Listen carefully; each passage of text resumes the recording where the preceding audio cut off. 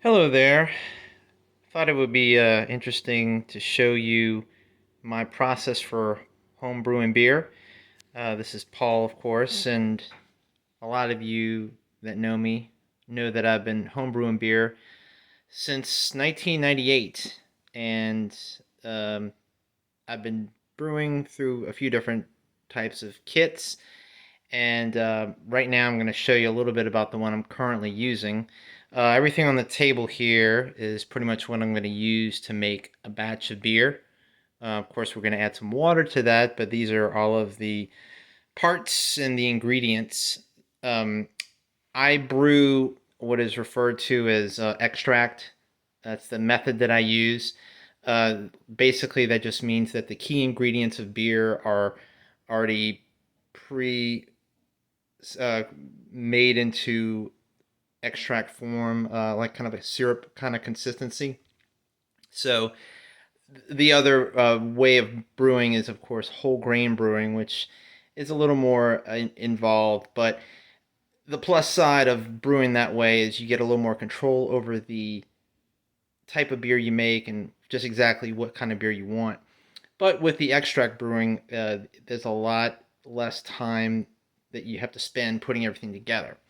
So I'm just going to show you some of the parts and everything on this video. And then the next video, I'll show you the process of actually boiling the water, putting everything together, and then we'll end up with a third video showing you of the bottling and, of course, the finished product. So a couple things on the table here. I'll just show you. You got some airlock pieces right here that are going to be used when we're doing the primary fermentation and also secondary fermentation there. And these are some parts that go with the some of the pieces that we're going to be using. And we have a lid here which goes to those two big pails in the back. We're going to use one for the primary and one for the secondary from when we're getting ready to bottle. And in fact, and the other thing in the far back over there is called the carboy, which is something we're going to use during the fermentation process. But back to what's up here. We've got your regular kitchen spoon for stirring. We got a capper for when we're going to be bottling the beer later. And of course, siphon, which I'm going to use this to transfer the beer. And you'll see that as we go. As I said, I'm bottling the beer. I was into kegging, but I've decided to go back to bottling for a few reasons. I won't really go into that here, but we're going to bottle using glass bottles with a metal caps where our capper comes into play. And then also, yes, you're not seeing things. We're also going to do some 2-liter bottles. I find these are pretty handy, especially if you're brewing beer for an event. It's a lot easier to fill a few of these than a lot of the 12-ounce bottles. So these definitely come in handy. And, the only catch with these, of course, is you want to drink the beer right away. Don't want to leave it too long because it doesn't keep as well in those bottles. Now over here we got the ingredients of our mix. I got this from Brewstock, which is a New Orleans beer homebrewing supply company, but you can get these from online as well. I've been using a site called MidwestSupplies.com. That's where I got pretty much all of the big pails back there, and a lot of my other equipment has come from them, so they're very good. But this is the kit I got from Brewstock, and I basically just told them I wanted to make an Abita Amber. So I'll be using both of these. These are both part of the mix here.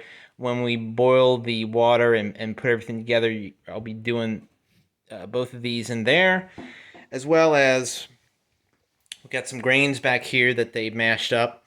We're going to put those into this. It's not a gym sock. It's not a sock. It's actually a little bag, a little mesh bag that we're going to put into the pot when the water's boiling. So we make what's called the wort, which is pretty much the ingredients that we're going to put together.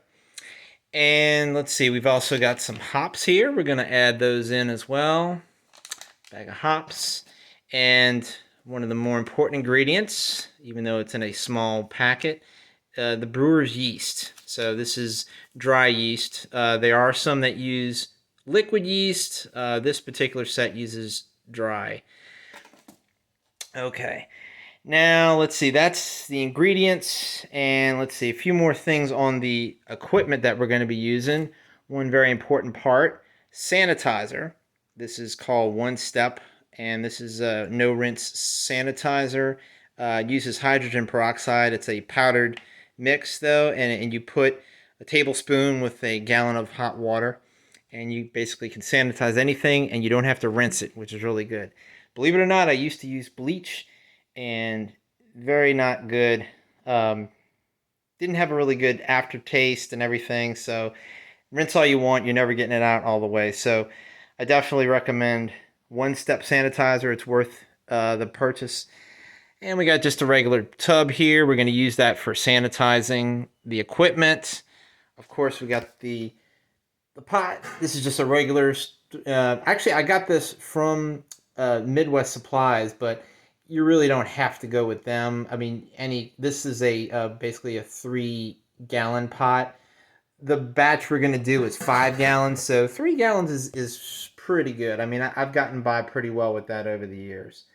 So, and as I mentioned them earlier, we have our pails in the back here. Now, they look pretty similar, but they're not exact. If you notice, for one thing, you got one of these has a hole in the bottom, and that's because this particular pail is going to be used for when we transfer this into the bottles.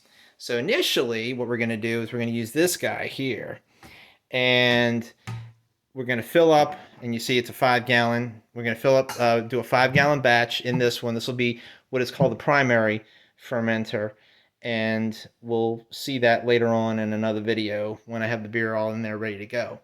And then once this beer is going to ferment in there for probably a week or so, and once that's done, we're going to transfer it over with our siphon to this, what's called a carboy. It's also 5 gallons, but it allows the beer to kind of settle, let all the other parts of the beer just kind of settle down, the sediment kind of settle to the bottom, so the beer kind of gets a little clearer in there. So you're looking at another week or so for that before you bring it over to this to be bottled.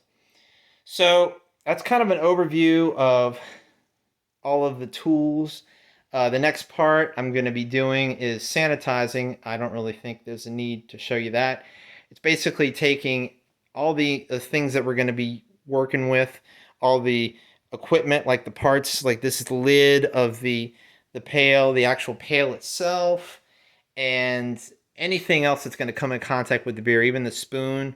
We're going to soak it in that One Step into that bin like this white one here, just to make sure everything's clean. Then we're going to proceed on to the boil. So next video, I'm going to pick it up from the boil in progress, and we'll see how that goes and see how this beer comes together. So thanks for watching this, and we'll catch up with you in the middle of the boil.